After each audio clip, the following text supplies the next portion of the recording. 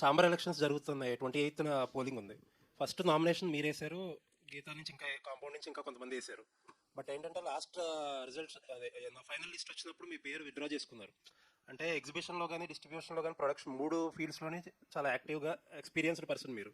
అంటే మీలాంటి వాళ్ళు ఉంటాయి కదా చాంబర్లో, పైగా చాలా క్రూషియల్ ఇయర్. మనం నెక్స్ట్ 1 ఇయర్ ఇండస్ట్రీకి చాలా క్రూషియల్ అనుకుంటున్నాం. అండ్ చాంబర్ బిల్డింగ్కి సంబంధించిన ఏదో గొడవలు కూడా ఏదో నడుస్తున్నాయి. ఇలాంటి టైంలో ఇలా 3 ఫీల్డ్స్లోనే ఎక్స్పీరియన్స్ ఉంది మీలాంటి వాళ్ళు ఉండాలి కదా. యా అండి, అంటే ఫస్ట్ ఆఫ్ ఆల్ ఇప్పటివరకు ఎప్పుడు కూడా చాంబర్ ఎలక్షన్స్లో యాక్టివ్ లేము. అయితే మొన్న చాంబర్ బిల్డింగ్ మనం కాపాడుకోవాలి అన్న ఒక దాంతో మన దాము గారు కానీ అరవింద్ గారు అందరూ కూడా నన్ను 100% చేయమంటే నేను అది దాన్ని నామినేషన్ కూడా వేసాము. But later what I thought was, అంటే ఇప్పుడు ప్రీవియస్ ఎలక్షన్స్ ఎక్స్పీరియన్సెస్ కానీ ఇవన్నీ చూసినప్పుడు నాకు అనిపించింది ఏంటంటే మోర్ దెన్ అంటే ఇప్పుడు మన మనసులో ఉన్నది లేదంటే మనకున్న ఎక్స్పీరియన్స్ అన్నిటికన్నా కూడా ఎలక్షన్స్లో ఎక్కువ ఏంటంటే రాజకీయమే పనిచేస్తుంది.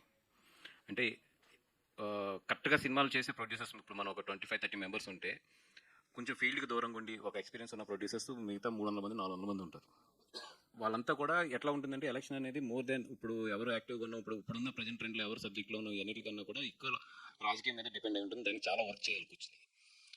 ఐ థాట్ లైక్ ఇప్పుడు అంత స్ట్రెయిన్ తీసుకున్నాను అనిపించింది నాకు. అది first thing. And second thing ఏంటంటే ఎక్కడో నాకు ఎలక్షన్ చాంబర్ది మోర్ దెన్ ఇప్పుడున్న సిచ్యువేషన్స్లో ఏది మంచిది ఏది చెడ్డది అనే కన్నా కూడా ఎక్కువ పొలిటికల్ అంటే chamber inside political, I'm not saying other parties of the political ఎక్కువ అదే ప్లే చేస్తుందేమో అన్న ఒపీనియన్ వచ్చి ఐ హావ్ టేకెన్. అంటే అల్లు అరవింద్ గారు కాంపౌండ్ నుంచి వస్తున్నారు మీరు. ఆయన చెయ్యని రాజకీయమా, ఆయన చూడండి రాజకీయమా?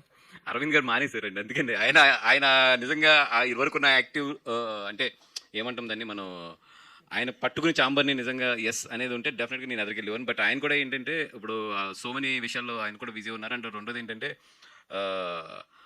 ఎందుకు ఈ రాజకీయాల్లో ఇరుకోవడం కరెక్ట్ కాదనిపించింది. సార్ ఇంకొకటి, మీరు చెప్పారు. మీ కాంపౌండ్ నుంచి వేసిన ఎస్కేఎన్ గారు కానీ ధీరజ్ కానీ అందరూ ముకుమ్మడిగా విత్డ్రా అయిపోయారు. దాన్ని ఏ రకంగా చూడాలి? అంటే ఎస్కేఎన్ ఏదో సమ్ టెక్నికల్ గ్లిచ్ పెట్టి అడ్డుకున్నారు. అంటే నేను యాక్చువల్లీ విత్డ్రా అయినప్పుడు కూడా in my point of view ఏంటంటే ఒకవేళ నేను బయటకు వచ్చినా కూడా క్యాంపస్ నుంచి ఎస్కేఎన్ అండ్ ఉన్నారు ధీరాజ్ అండ్ వంశీ ఉన్నారు అనుకున్నాను. బట్ ఎస్కేఎన్ ఏదో ఒక టెక్నికల్ గ్లిచ్ అని చెప్పి తీశారు. నిన్న నామినేషన్ అప్రూవ్ అవ్వలేదు. అండ్ ఫైనల్ గా వంశీ అక్కడ మిగిలాడు. డెఫినెట్ గా వంశీ గానీ ఆ ప్యానల్ గానీ గెలిపించడానికి అడ్డుకున్నారు అన్నారు. అంటే గీతా నుంచి ఎవరో ఉండకూడదని ఎవరైనా ట్రై చేస్తున్నారంటారా ఎలక్షన్ లో? అది నేను ఎక్కువ కామెంట్ చేయకూడదు.